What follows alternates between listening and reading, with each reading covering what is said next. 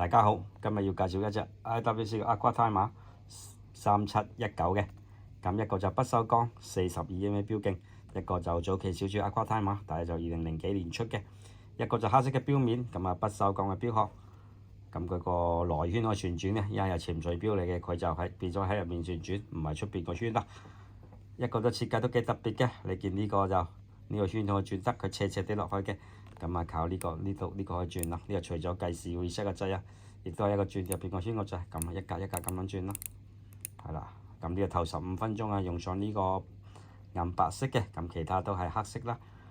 小秒針喺9點位，另外嗰個計時嘅個 counter 就係6同埋12嘅，咁另外立體嘅時標啊，銀色都非常之閃嘅，成個配搭都非常之唔錯。因為呢個其實出邊嘅圈嚟嘅，入邊呢度先係一個就嗰個時盤啦。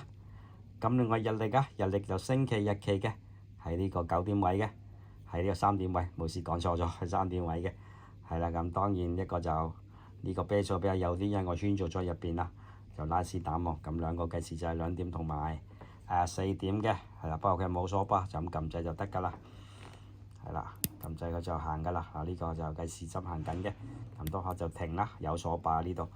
咁呢個就 IWC 個框，呢個就唔係耳仔的啊，因為啲耳仔的係再早期啲先有嘅。係啦，咁物底設計啊，一個就應該都係7750嘅機芯嚟嘅。係啦，配上一個嘅原裝膠帶，呢個膠帶都係保持得好好嘅。係啦，呢個一體連成，不過佢仲有鋼帶款，鋼帶款就貴好多。呢膠帶款其實都幾唔錯，一隻運動錶嚟嘅。咁無論平日操帶都好啊。好好嘅，咁你可以其實換其他帶啊，而家市面上都有啲代用帶可以買到嘅，係啦，一個原裝 IWC 嘅扣，咁就單錶一隻冇黑冇證啊，咁啊上手俾大家睇先。